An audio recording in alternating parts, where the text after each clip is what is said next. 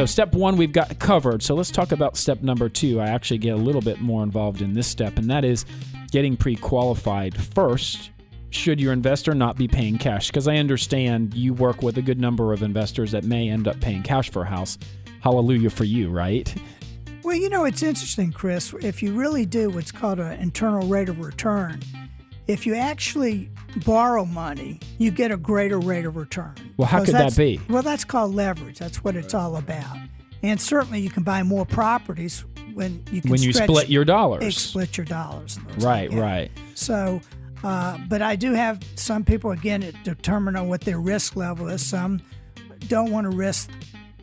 They don't want to risk the having to make a payment, so they'd rather own the property outright. So if it's not leased, that they don't have to. It's just less stressful for them if they have the ability to pay cash. And then I have other people that are looking forward to, like we said, is that they want to leverage their money. They get a better rate of return. So let's talk a little bit. I'm going to jump in here because I work with investors on a regular basis, and I get those phone calls, and they assume that the investment mortgage process is the same as when they bought their home 8 years ago, right? With completely different guidelines, completely different time frame.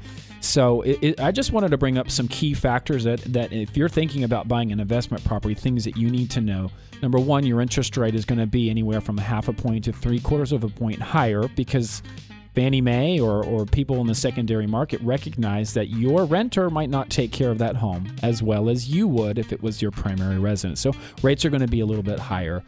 A lot of times investors don't know that the mortgage lenders are going to require you to have 6 months worth of mortgage payments for your primary residence and every subsequent property in the bank after your down payment and closing costs. We call those reserves. And then the other thing that I see a lot is that they say, well, my mom is going to give me some money and I want to buy an investment property. Well, if you're an investor, Fannie Mae guidelines, Freddie Mac guidelines, they don't allow your down payment to be from a gift.